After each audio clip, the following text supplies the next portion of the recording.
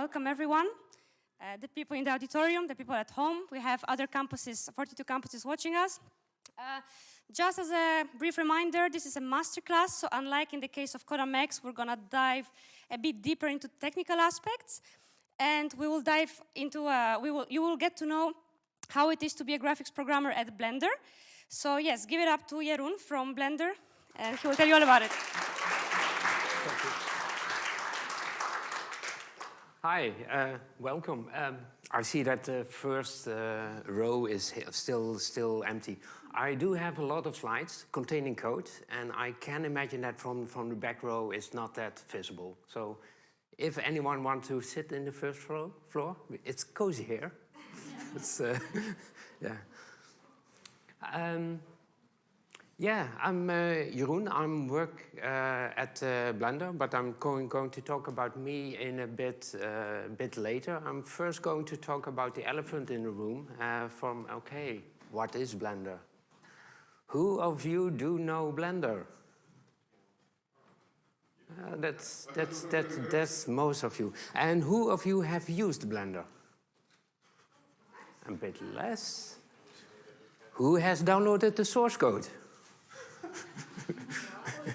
Who has compiled the source code? Oh. So I'm not going to ask the question who has committed something to Blender.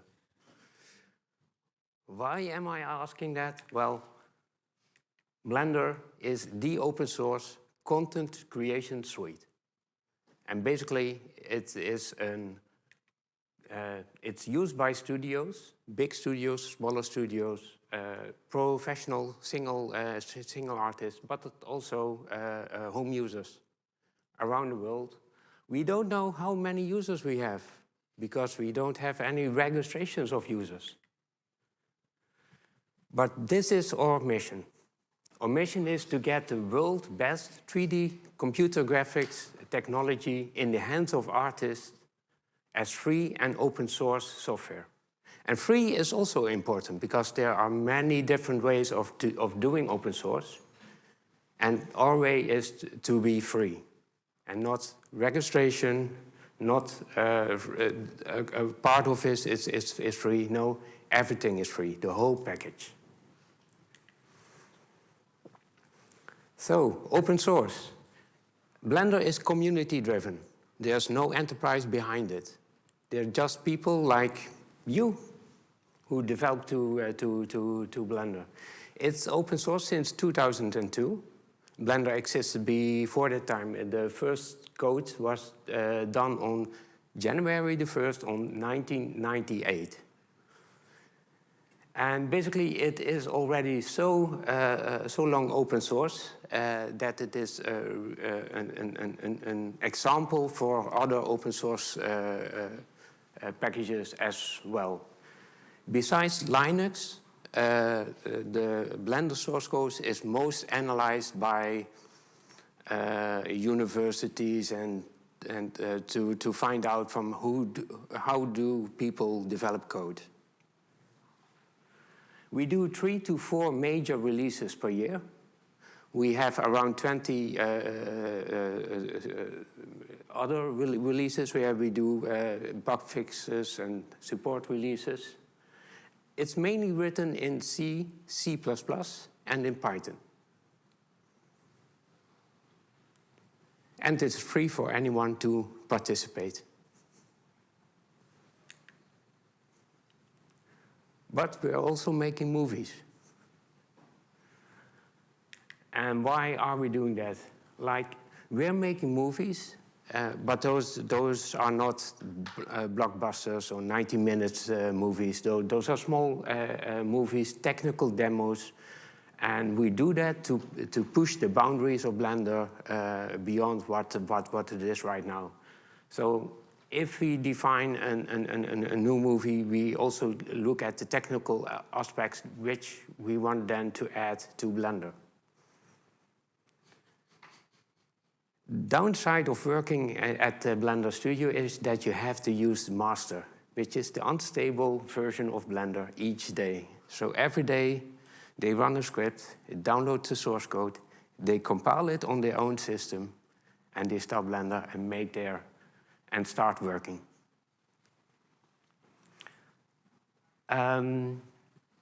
With those technical demos, they also learn a lot, and what they learn, they will add to. They will create high quality tutorials about it, so that everyone can learn from it. And then everything is released as open content, and with everything we mean everything. You can phone us up and ask we want to have the Git repository of this movie.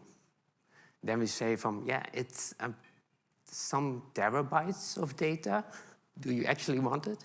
Yeah, and then if they want it, they get a copy of it on a hard drive, because the internet isn't fast enough for that. And we send it over, and they get it. And that means that every change in the movie that has been created by artists, which are binary formats, not source code, will then be given to them. And they learn from that. It's also open content, which means that they can adapt it.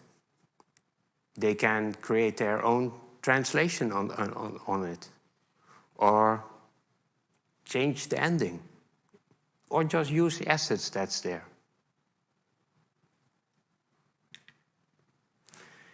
These are the open movies that we created so far.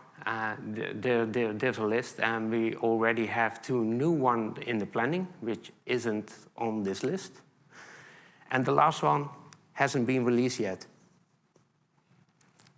We wanted it to be released in November, and I could show you, but it's not possible right now. But who knows? This is the previous one.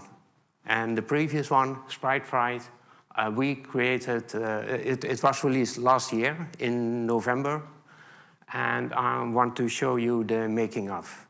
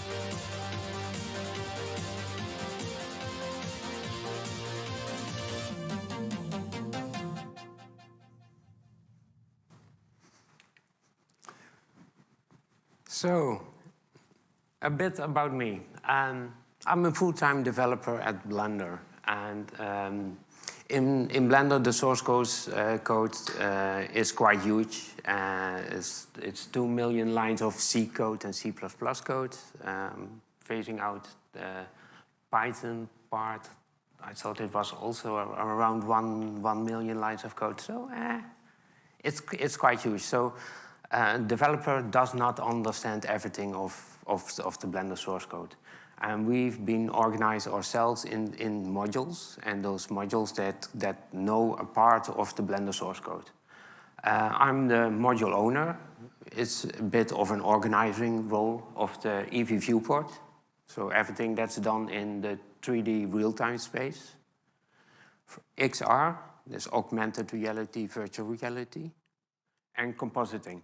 And compositing is, let's say, Photoshop, but then on a movie and not a still image. I do collect hardware, and based on that, I'm also doing all the platform support. If something on a really specific hardware doesn't work, they tell me, I build that system and I try to find that bug and hunt it down. And as a developer, I'm also participating in painting, images, movies, performance, and the most difficult thing, colors. How did I get involved? Like, when I was a teenager, I was always pushing the limits of computers. Back then, it was the Commodore 64, which has 64 kilobytes of RAM, and has a specific GPU, which has 16 kilobytes of RAM, so it's not that much. But even then, on that system, I already did 3D renderings, real-time, but just having fun with it. I grew up, got to college, computer science, bachelor degree, and started working. But the work in the Netherlands, I didn't like that much. It was more back in that time. It was more on financials, enterprises. So in 2008, I tried to get back to where I came from, and I found a new hobby, and that was contributing to Blender open source. And I started out with really simple things like document how the Blender stores their data on disk. It wasn't done before that time, so in 10 years, nobody knew. I added some usability improvements, just small tweaks that makes life of an artist better. And then I had some bigger project, which I still did as a community contributor, and that was to create the compositor as using the GPU, the GPUs of back then, at least. I was always active in the community, and in 2018, Tom, the founder of Blender, asked me from, hey, we are going to rewrite Blender, or a whole part of it, but there is a part that we don't have a developer for. Would you like to do it? Yeah. I would love to do it. I did it. And since then, I helped, I'm part of the viewport and EV module. What drives me is something I called interactive performance. And it's basically from, okay, if you have a software and it runs at a certain pace, if you could improve that performance 1 time, 2 times, that's nice. But what happens when you improve that performance, not 1 or 2 times, but 10 times, 100 times, 1,000 times? Well, basically, see this way. If you have an application and that application has some inputs, and that application calculates an output and that takes 1 second. If it is in 1 second, you would add a button for it. So the user can add the input values, press that button, it takes 1 second, and then display the answer. But if it is 1 millisecond, you could use sliders for that and directly see what's happening. and giving totally a fun way how to do the same thing, but then, yeah, interactive. And most projects that I do leverage the GPU.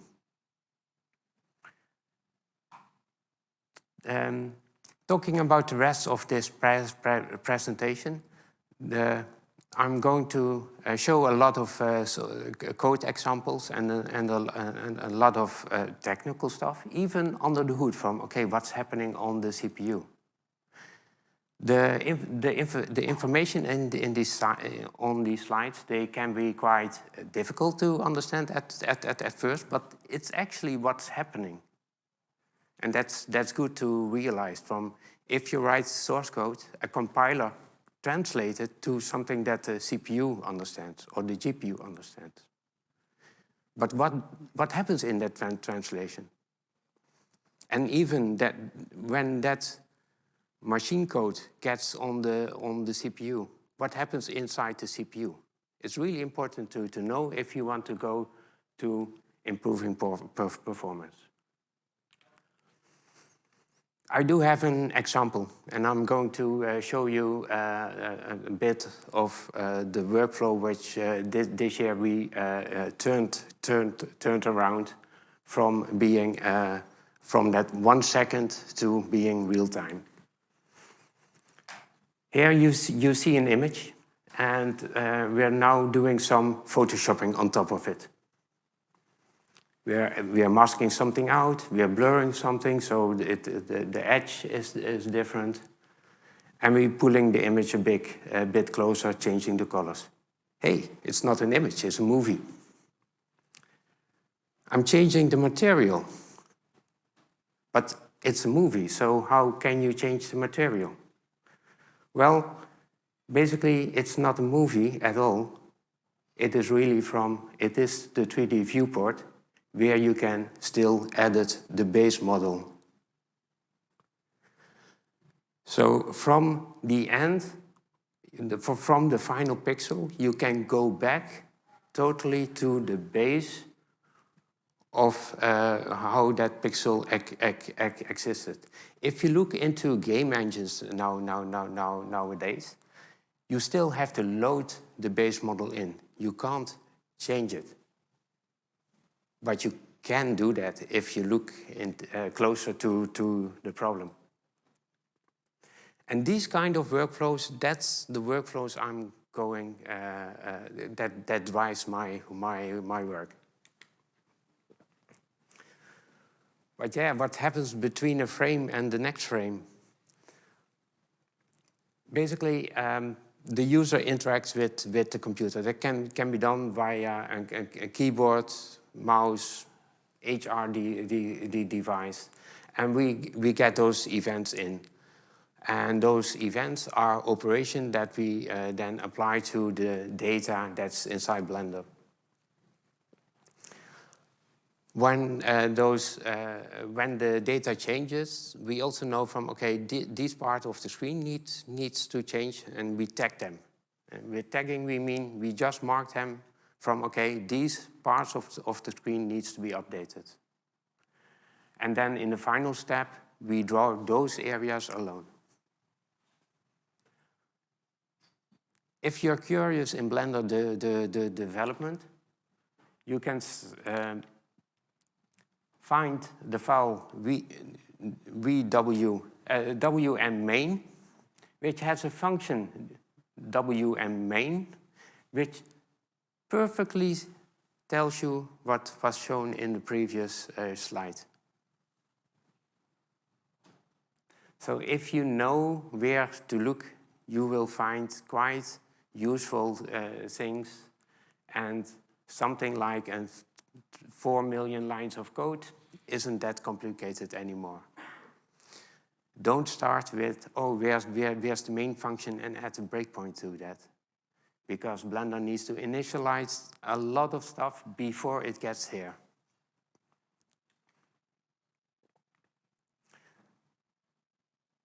Now we want to draw something on the screen. How do GPUs do that? As a software developer, you don't communicate directly with the GPU. There's a graphics layer on top of it, which we call graphics language. And within most modern graphic languages, there's a certain step that's being followed to render something to the screen. I'm going to go quickly over those steps so you get an idea what's going to happen. First, we have a vertex buffer. And in the vertex buffer, there's only positions, points, in the 3D space. And we added a color attribute there.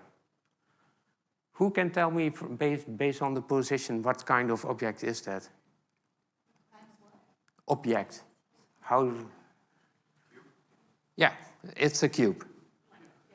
Center at 0 and like 1. Yes, yeah. But the cube, you want to see it from the perspective of the camera.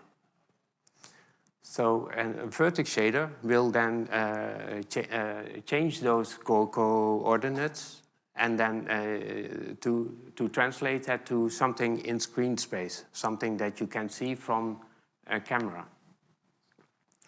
From the vertex buffer from the previous slide, we defined that we have a position and a color. And in the we also have a transformation matrix, which is basically the parameter which you want to set as a developer to translate it to the screen. The logic part is basically from, okay, we have the transformation matrix. In that matrix, there's it knows how to convert a world space coordinate, like the plus and minus ones, to how it is shown on the screen. And we also want to do something with the color later on. So we output this to the next stage of the GPU.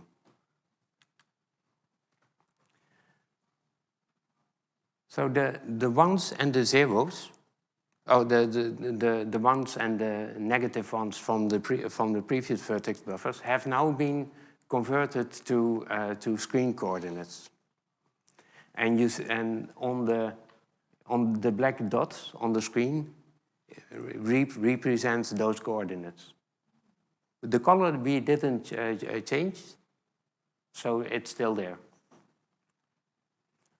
But those are still dots. It's not the cube that we want. For that, we need an index buffer. And an index buffer basically tells, okay, connect dot 0 with 4 and 6, and that's a triangle. Connect 4, 2, and 6, and that's another triangle. And so on. So we get all the triangles that can create the shape that you want to see.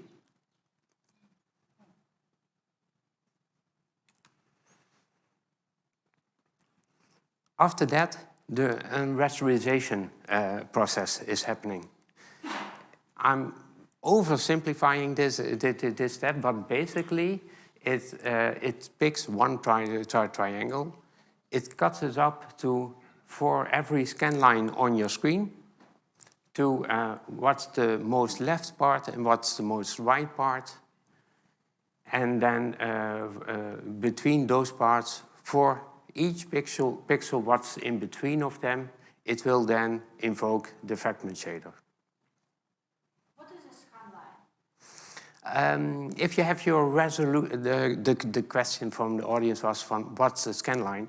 It's a good question. If you look at your computer, your computer screen has a resolution. Like it's 1920 by 1080 for an HD content. A scan line is basically a single row of that resolution. Okay, let's do something with the color that we had. A fragment shader is then being executed per pixel inside that triangle. And the color is interpolated according to the different colors that was inside the vertex buffer. So if we then, so we receive the color. This is the location where we output the color. And we just copy it and adding an alpha value to it. Now it's still not drawn on the screen.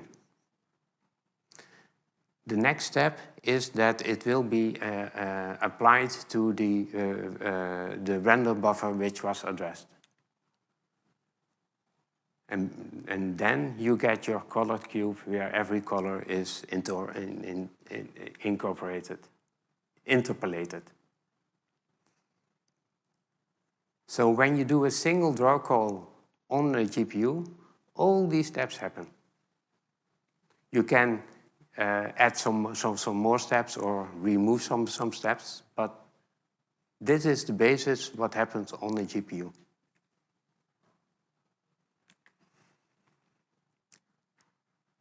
You can do that many times and a lot, and then you can do many crazy and complex stuff. The next thing I'm going to show you is what's done in June of this year by some of our artists.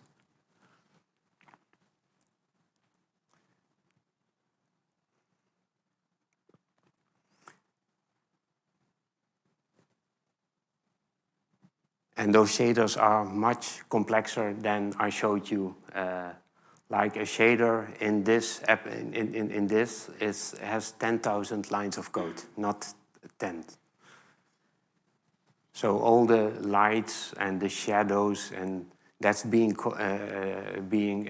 calculated inside the shaders.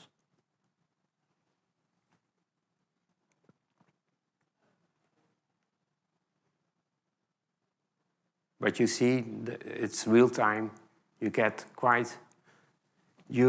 a really good quality.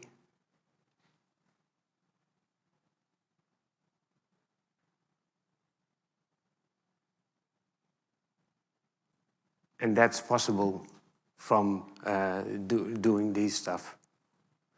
There's a question in the room. So it's real time. Is it also possible to make video games with Blender? We do not target video games. The question is if it is possible to make video games inside Blender. And we can make the tools where you can create the models and the shaders for video games, but we don't provide the tools to create a video game inside Blender.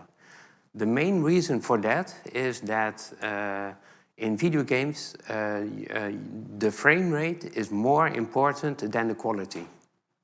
And in Blender, the quality is more important than the frame rate. So if a game tries to render their final output always in 15 milliseconds, we don't keep to that. The frames that Blender render, that is 100 milliseconds or more. And that's not possible to actually do what you expect from a video game. So our architecture is different, and therefore we don't do that.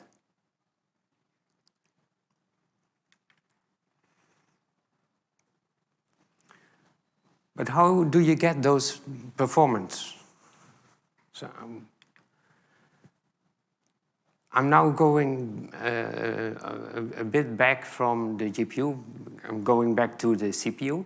And we'll show you some difference between the CPU and the GPU, and also from, okay, how does the CPU act? Typical CPUs have 10,000 individual instructions. GPUs, just several hundred. They're really specialized to doing graphics.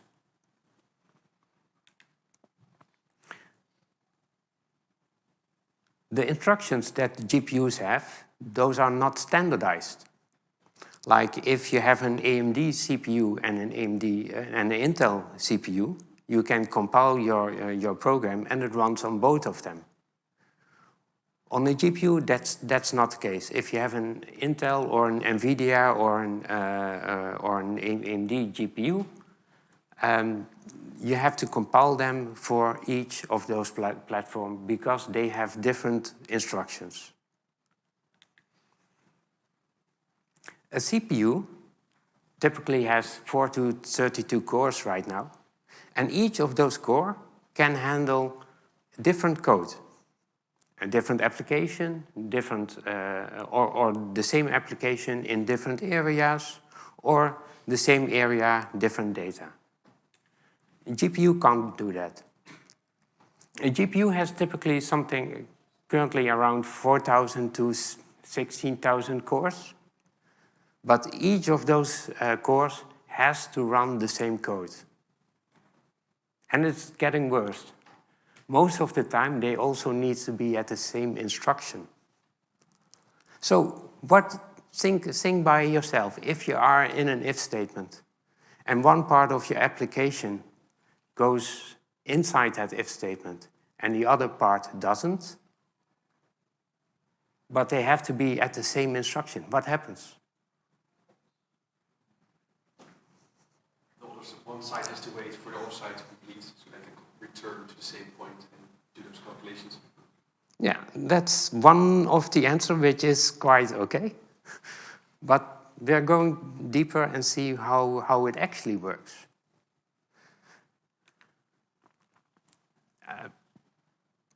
Basically, what I'm going to tell in the next few slides is something which is called single instruction multiple data. And I'm going to simplify it because it is the first step into this kind of architectures. Let's say we have a function where we can mix two different colors and with a float value. So basically, if the factor is 0, we get the orange color, and if the factor is 1, we get the blue color.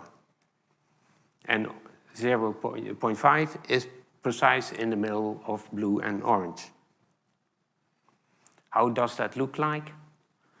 Well, in code you would do something like this. You calculate the red channel of a color. Color is RGB values, so it has 3 color components. And you do something with the R channel, then something with the G channel, and then something with the B channel. This is how you would typically do that in C or C++. But if you do single instruction multiple data, you can do that. You can apply that same instructions to all the 3 channels of that color. So you're doing the calculation to the red, the green, and the blue channel at the same time.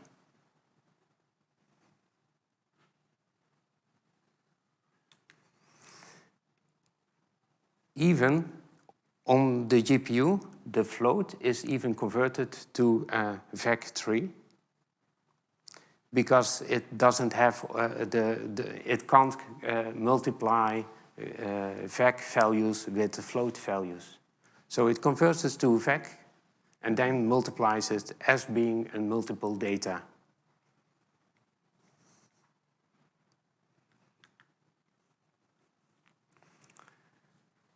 So what happens on the hardware? A bit of a theoretical part. You have your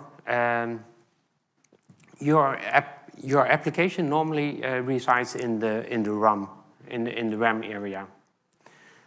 And if you want to transfer data from your application towards the GPU, if it is data or a program, it goes via the memory bus over your CPU, over the PCI bus, towards the GPU, and then it can do something.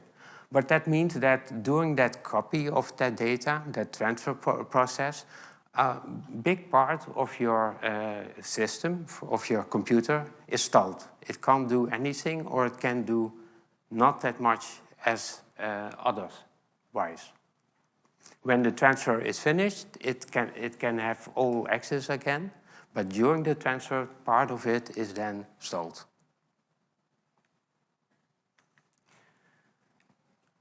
How does a GPU look like? Well, I brought one here.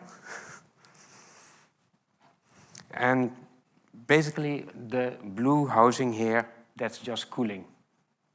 It doesn't have anything.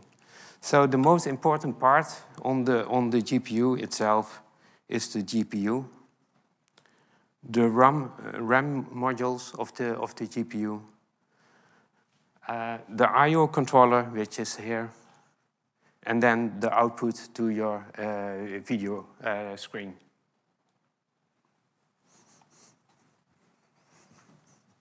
We're now going to zoom a bit into the GPU itself.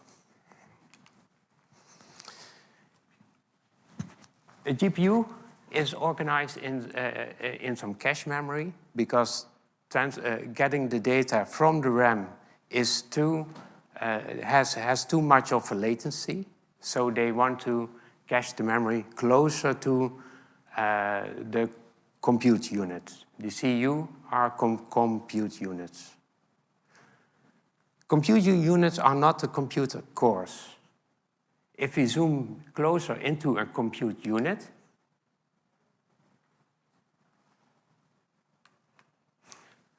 we see something similar, where we already also have some memory, but that's called local memory, and each compute unit has several cores.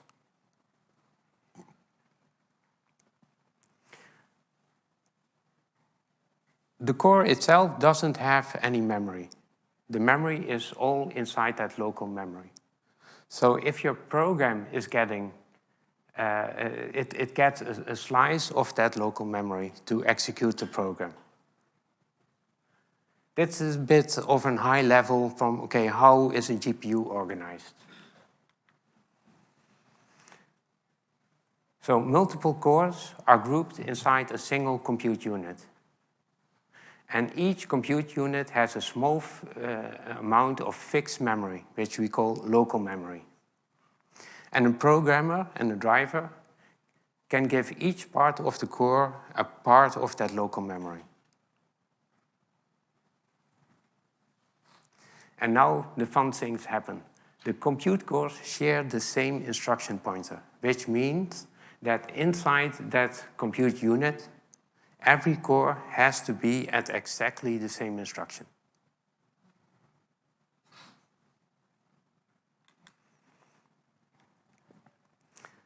We just are spilling. What happens if you need more memory than can fit inside the local memory? The local memory is 64 kilobytes normally. But if your application needs more, it will just disable some of those cores. But what will you see as a user? You add just a small part of complexity and your frame rate will drop intensively. So those are always stuff that we measure from, okay, every change, how does the performance work? Small changes of code can lead to major performance loss. But you can protect yourself against that. You can split a single draw into multiple smaller draws so that the local memory can be optimized much more. You can share data that do not share, so not store that for every core but for a single compute unit. And you can always optimize so you need less memory. You can recalculate data. So recalculating data has more performance than caching data.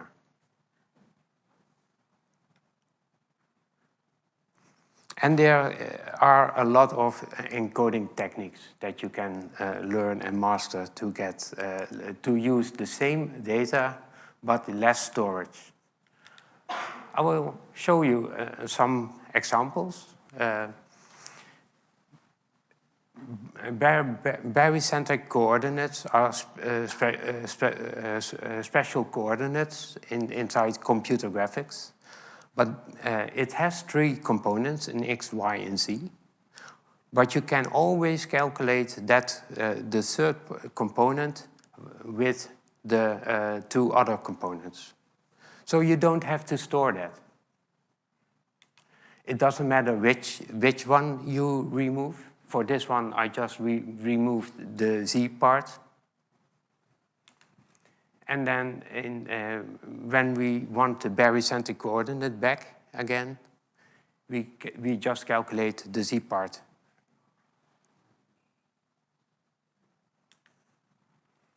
But you can also do that with Booleans. You can save a lot of time when you store a lot of data, when you store Booleans as bit flags in an int field. So every bit inside that integer is then a different Boolean. So we have the same integer called flags. And we want to extract if that flag has then the Boolean flag color. We can extract that, but we can also set that. And then from a Boolean, which is typically 32 bits in memory, you just reduce that memory 32 times. And in the same bit, you can add more. Same integer, you can add more bits.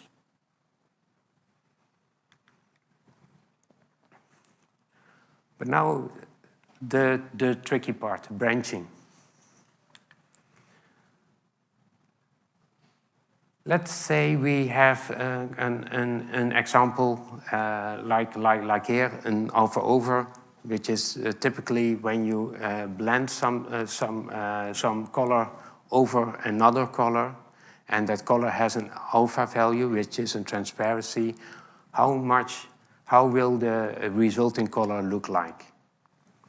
So how much of the color beneath the transparent color will you see? And for performance reasons, we added some early exits.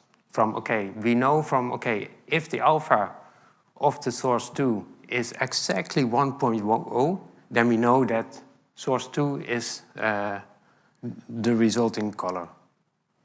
And if it is exactly 0.0, we know that source 1 is the result. If that's not the case, then we blend between those colors. Nothing missed. I would never write it this way.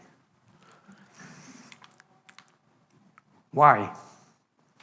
Well, basically what the compiler does is it calculates all different outputs.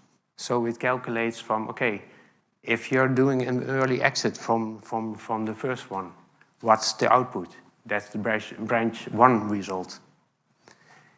The second early exit is the branch 2 result. Then it calculates the branch 3 result. So where's the early exit? It's not there. It calculates then, the early exit, the logic of the early exit has been moved down to the final part where the logic is being calculated. So there isn't actually any early exit.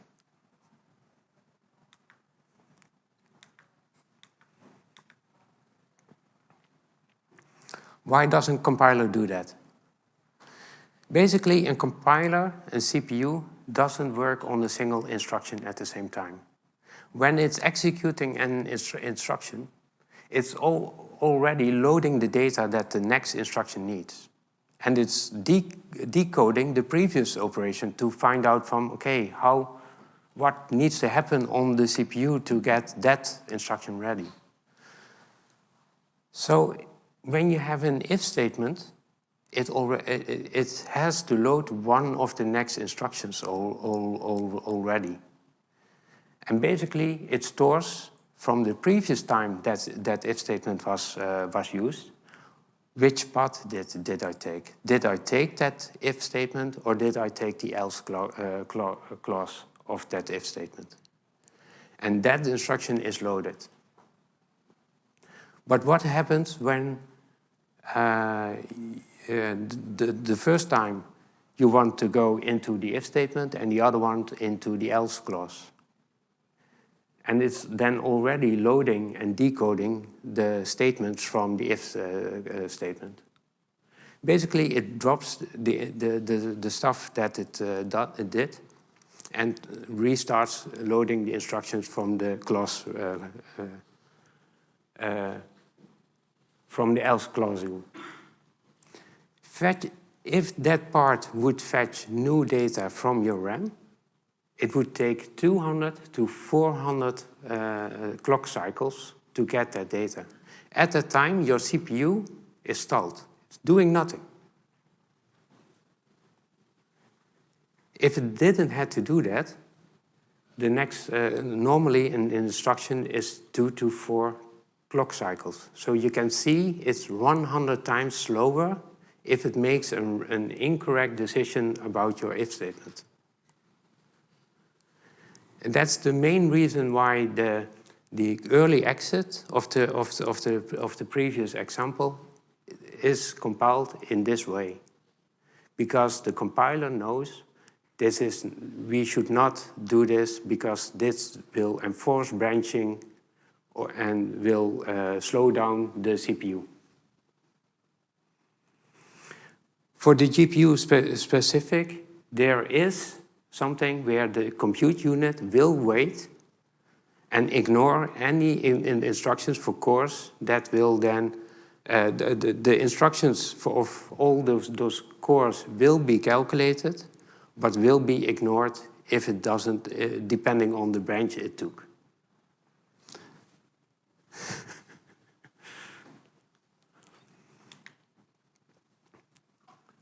So the solution is, keep it simple.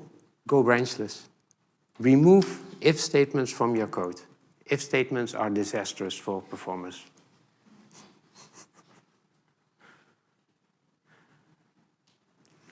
If you look into the term branchless coding, you can find a lot of crazy examples of people who are doing this. I'm not saying you should definitely always do this, because some of those examples are really horrifying to read. You don't know what happens until you actually dive really deep into it. So for readability, perhaps not, but for performance, yes.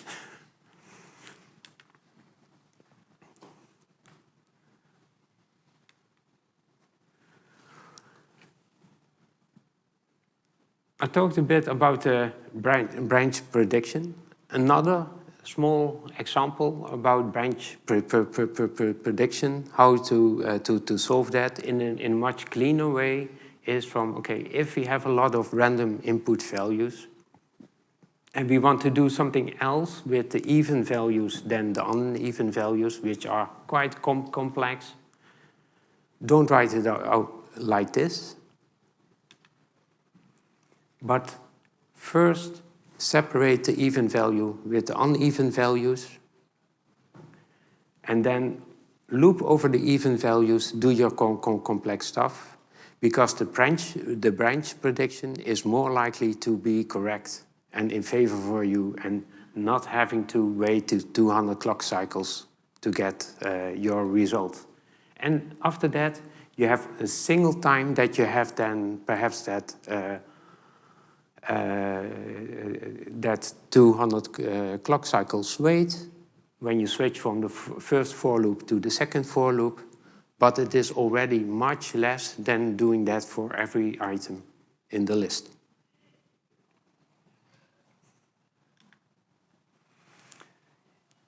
I just scratched the surface on this. There are so many topics about it. If you want to learn more, check out data-oriented design. It also describes a lot about how do compilers work, how do CPUs work. It's really interesting. One of the major persons who is really pushing for that is Mike Acton. So follow him. He's a game developer.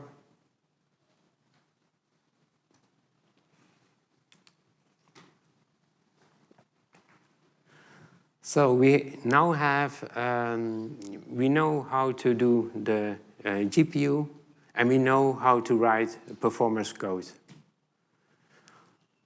I'm now going to show you a bit from, what we are going to release in 2 weeks. And this is the first minute of our next short movie. It's called Charge.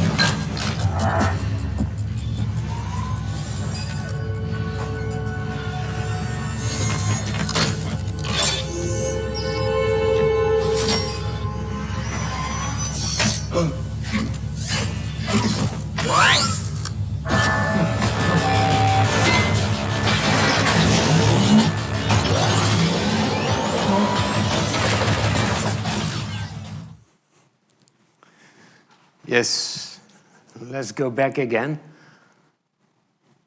What you saw here is rendered in real time. Like 3D images.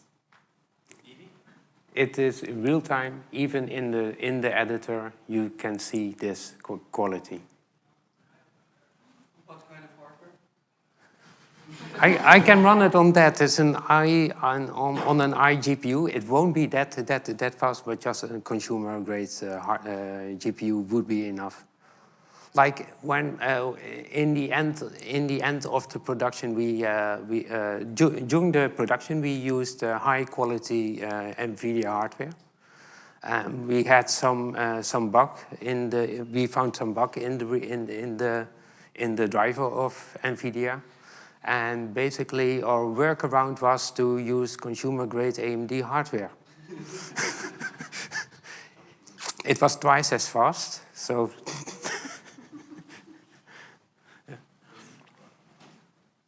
So Charge is a 4-minute, action-packed animation tech demo. It's created only with open source software, of course. Our goal was to have realistic visuals and animations. We developed a new hair system for it. And we're using Eevee, which is our real-time render engine, which is based on game engine technology. It's not a game engine, but it uses the similar technologies which game engines uses.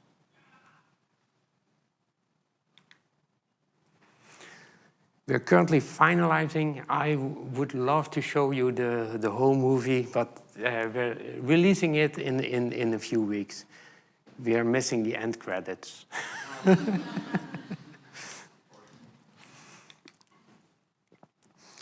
You can follow us at YouTube at Blender Studio and see the final version in a week or 2. This is a bit of the presentational part of this masterclass, and I want to, in the next quarter of an hour, I want to show you a bit of the tooling that we're using. and especially tooling that you would be able to use in your projects at this time. So it doesn't have any setup time. It's all online. And it can give you really good insight into your, into your source code.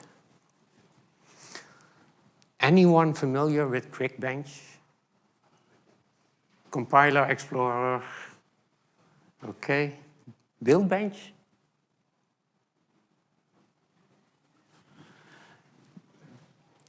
Basically, those are websites. And inside that website, you can write code, and you can benchmark different versions of your code. It's like Python tutorial or something? Similar, but it then also compiles, and it runs on an actual GPU. So in Python is an interpreted language. So everything that I told you about performance doesn't make sense for Python because it is being interpreted. If your language compiles to an instruction on the CPU, this makes sense. So who thinks that the top one is faster? And who thinks that the bottom one is faster? The top one creates a new string every time in a for loop. The bottom one, it creates the string single time, but it then copies it every time. So who's for the top one? And who's for the bottom one? So I disabled optimizations for right now. You can run the benchmark, and it gives you a graph, and it says okay, the string copy is 1.1 times faster. Slower. But what happens if we optimize the code? We tell the compiler to really make, to really go deep into optimizing this part of code. Do we think that we see much difference?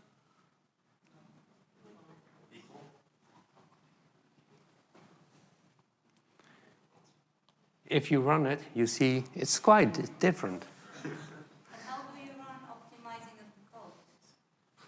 If you can, your compiler has compiler options, and you can add a compiler option -03 or -02, and then it will make it has a lot of logic then to or detects common patterns, and he knows from this common pattern I can do this way, which is much faster, with the same result.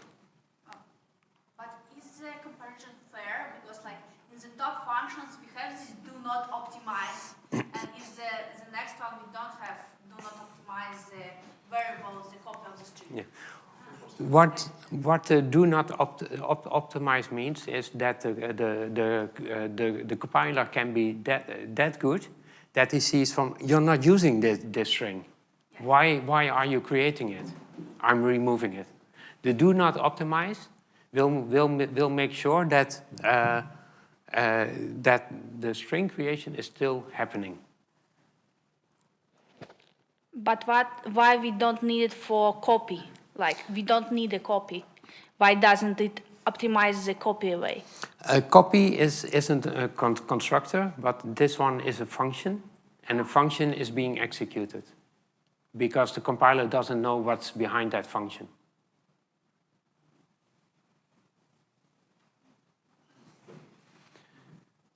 You can also check with different compilers.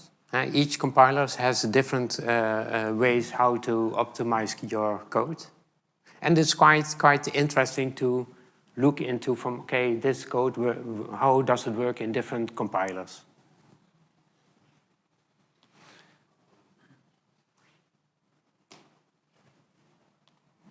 We can also open it in Compiler Explorer.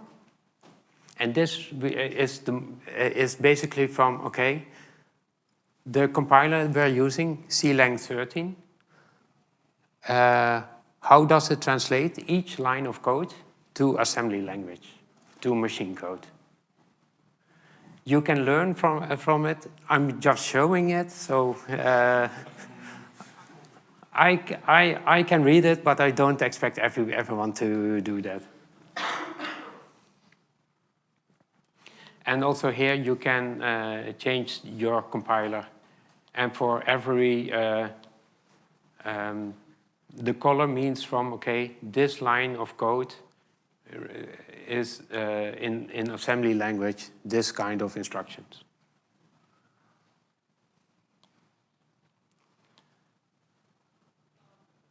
But yeah, what's more interesting is Insight. And with Insight,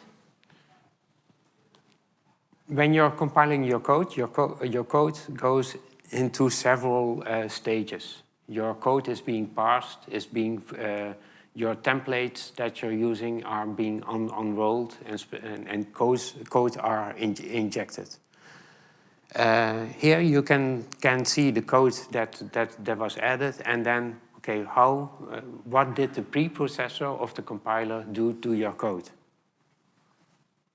And then you see the differences.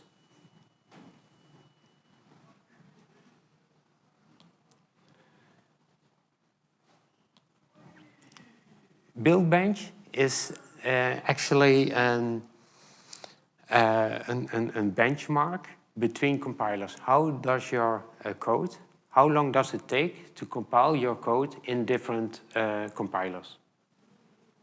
If you have a bigger project and the time it takes to compile, you want to minimize that, you could check here from, oh, perhaps I have to use a different compiler, or I have to optimize my code differently.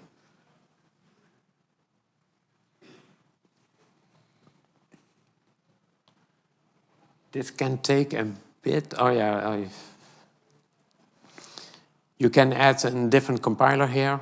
Like I'm going to GCC, latest, and I'm going to compare both of them, and you see small differences in compile times. Are these interesting tools? Yes.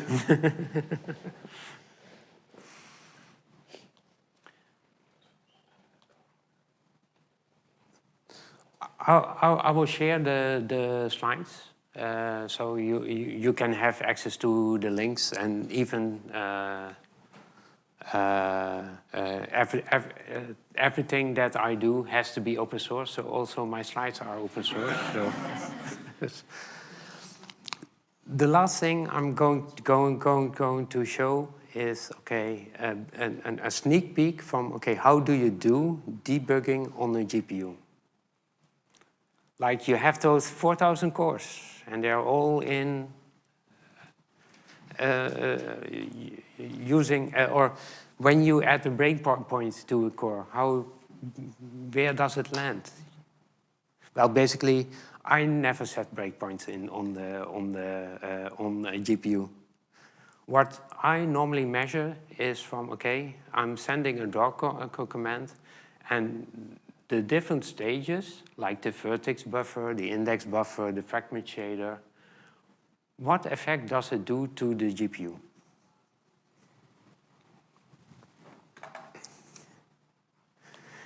And therefore, I'm using an open source tool. It's called RenderDoc. And it starts with from, okay, which application do you want to debug? I'm debugging Blender, so this time I'm also going to debug Blender. And I'm launching.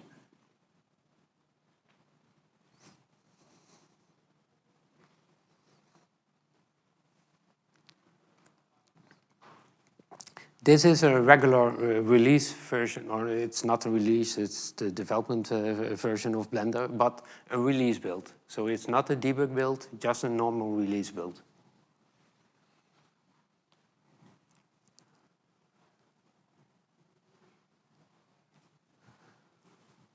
I have here a small animation. And I want to know from, okay, what's happening in a certain frame. I can, in RenderDoc, just say from, okay, capture the next frame. At this point, it has captured everything that was sent to the GPU and store that in a log file. I can now close Blender. I don't need it anymore because everything is done, is already logged. It's now parsing that log to find out from, okay, what's from each draw call that happened to update that frame, what happened on the GPU.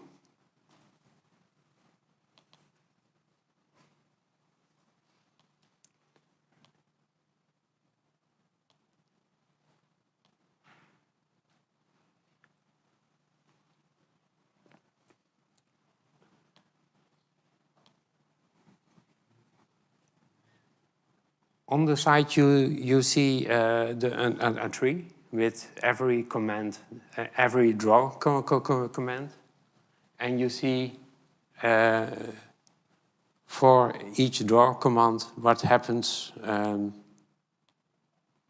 what's being added. So there's now some white dots appeared.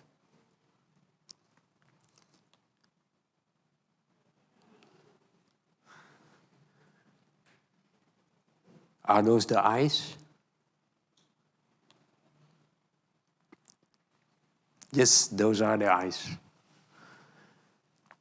In pipeline, you can see here the vertex buffer, the vertex shader, the rasterizer, the fragment shader, and the frame buffer.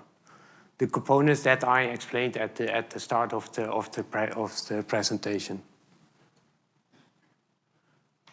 I can click on, I can look into the vertex buffer, and you can see the vertex buffer when it was input, so what was sent to the draw command. But you can also see and here you see the vertex buffer after the transformation of the vertex shader. So here you can detect differences or find errors. Basically, it's also possible to edit the shader at this point. You can edit and directly see the change. So when I'm fixing a bug, I'm not doing that in the original code of Blender. I'm doing that here, fixing the bug, and afterwards I see the difference, and that I apply to Blender.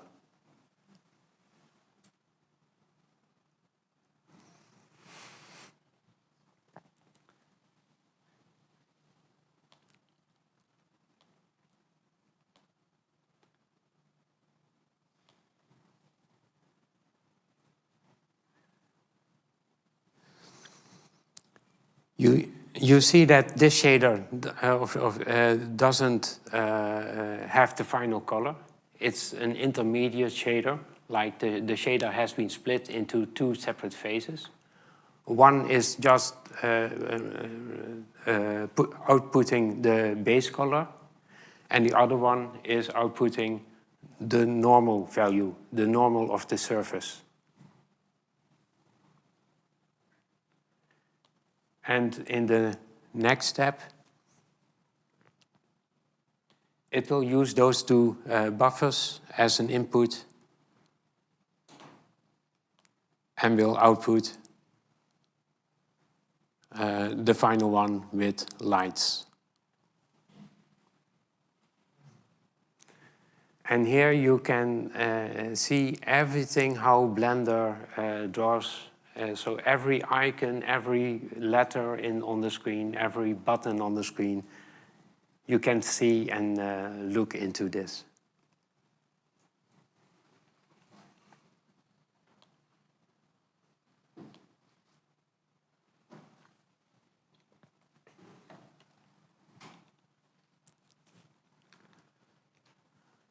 Okay, we are almost at the end of the presentation. We are open source, we are community driven, so I'm inviting everyone to join us, to look, to experiment, to find out how we did it, to learn.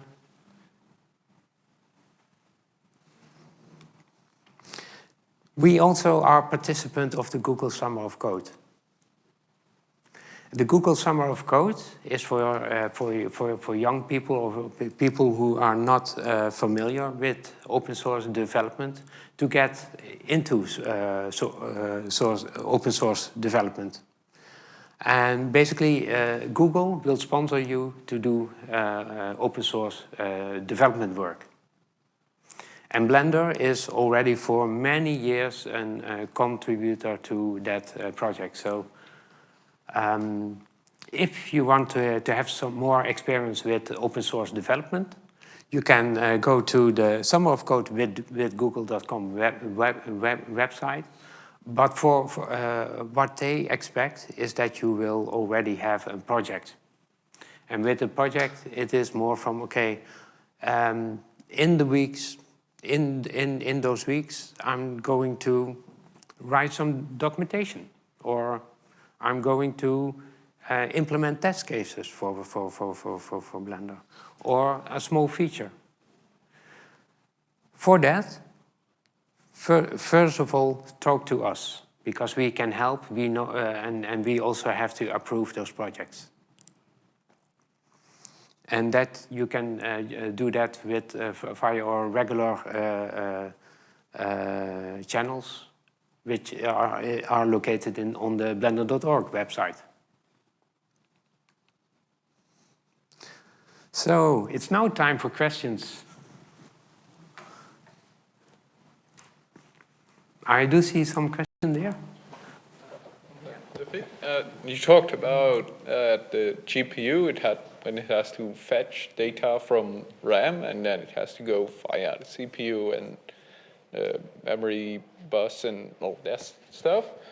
But can't you just access the RAM directly from the GPU and just skip the whole CPU memory bus stuff? Like there are the Apple M1 does that. The data center GPUs of Intel does that. And the iGPUs of Intel and AMD do that. But a regular gaming GPU doesn't do that. What's the reason for that? Like, it's the... when the iGPU was created from Intel, it was basically from they had the chip and they have laid out their transistor and they had space over.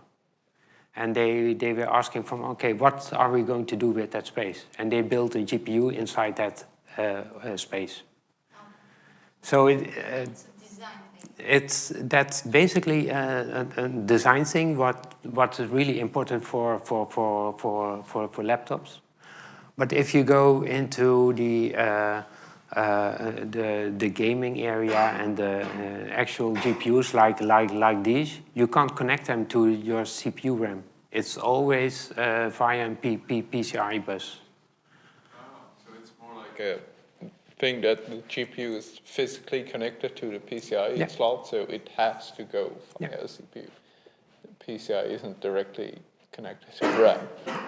Yeah, there are like, if you look at the PlayStation, the 5 and the latest Xbox, they have specific hardware to transfer something from your disk drive directly to your GPU memory, without the CPU or the RAM being used. But those are really special hardware. And it's not from a normal computer's point of view, home computer point of view.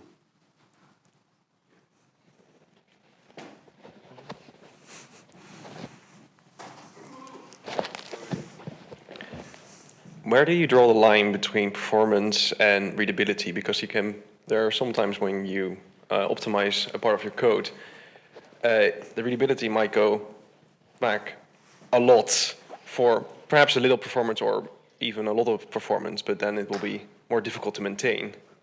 So how far would you go with optimizing, and also in Blender? I showed you several ways how to optimize and write code. The things that you don't understand will not be accepted in the Blender code base. Maintainability is key for Blender. There are hundreds of developers working on Blender, so if they find code confusing, you're stalling time of 100 developers. It's not doable. But to split up the code in really easy, understandable parts, like doing the pre-loop of the even and the uneven numbers, that's totally readable.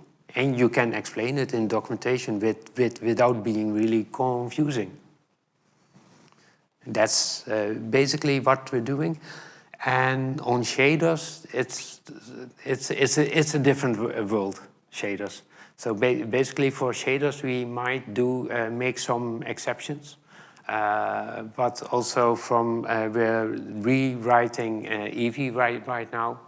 And the new shaders are much more readable than the previous version. So readability and maintainability is key. And most of the time, using different algorithms also helps a lot. And then the data-oriented design is quite clean.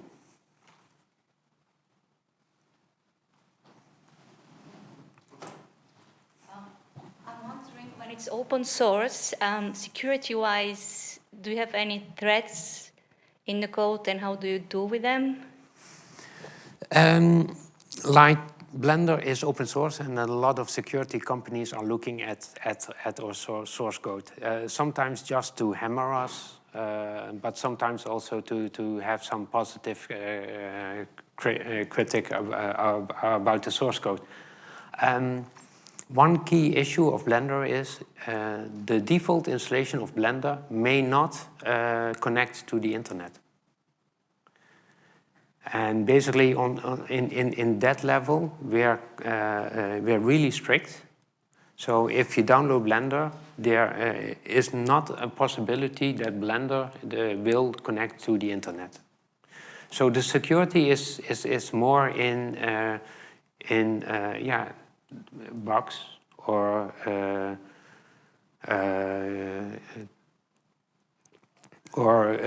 accessing data which is not yours. And some of our developers use ASAN, which is an address sanitizer, all the time to see if Blender accesses data which is not allocated by Blender. But security is quite an interesting topic. Yeah.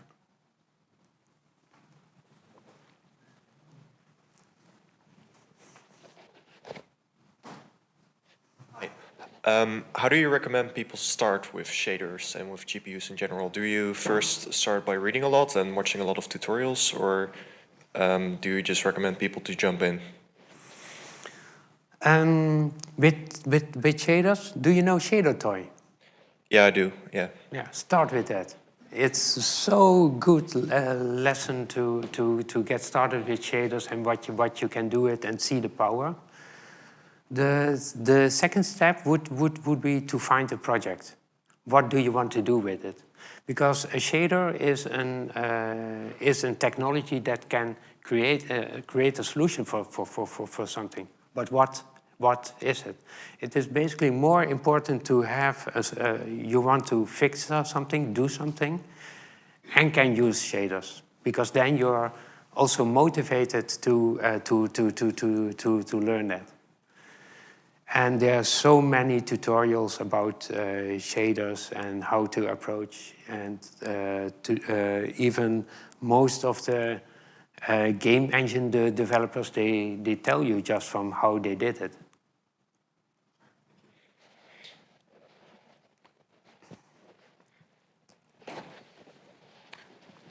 You mentioned open content.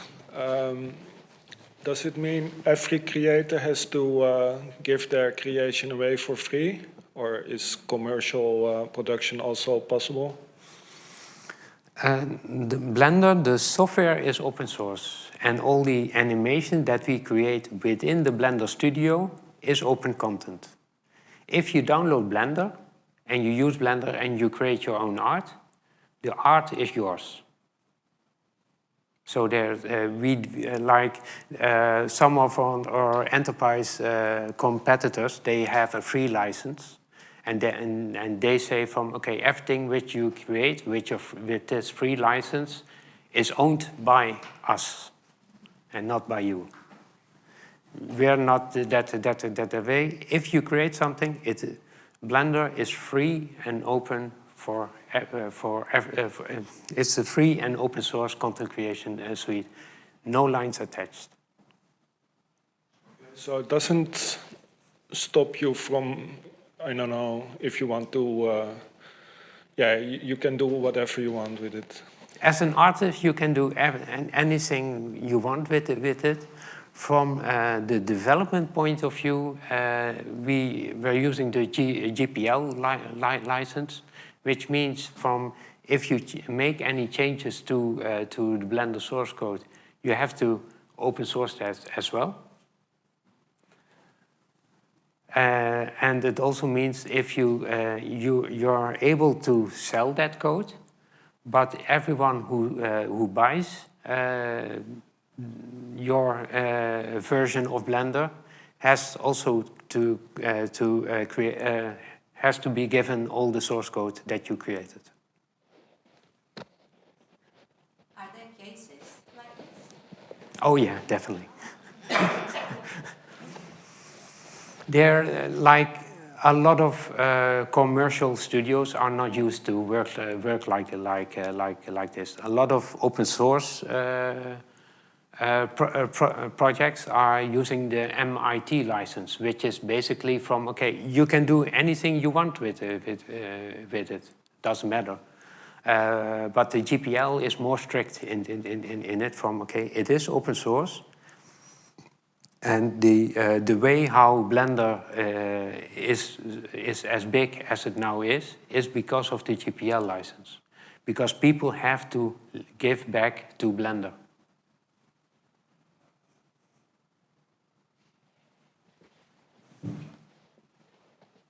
Are there any more questions from the auditorium?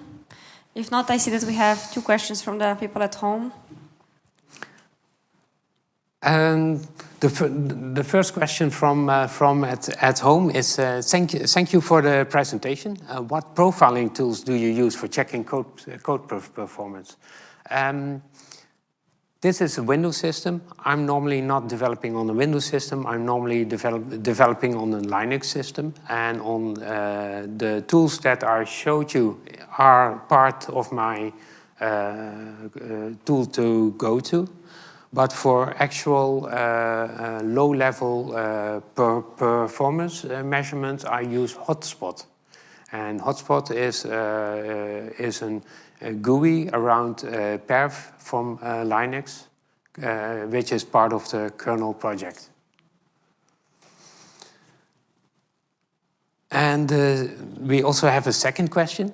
What do you think is a good balance between optimizing execution speed versus optimizing memory footprint? Basically, use less memory because that increases your performance. There are a lot of teachers who say okay, it's a balance between execution and memory usage, but memory usage is the main bottleneck in performance. Organizing your memory is really key. Like, if you have your memory all around the place of your RAM, it won't work. It will be slow. If they are sequential laid out, the CPU can prefetch the data. It knows okay, you're going in sequential through your data, and instead of loading it when you need it, it already preloads it. But the main reason is using less memory improves all those caching mechanisms that are in your CPU or GPU.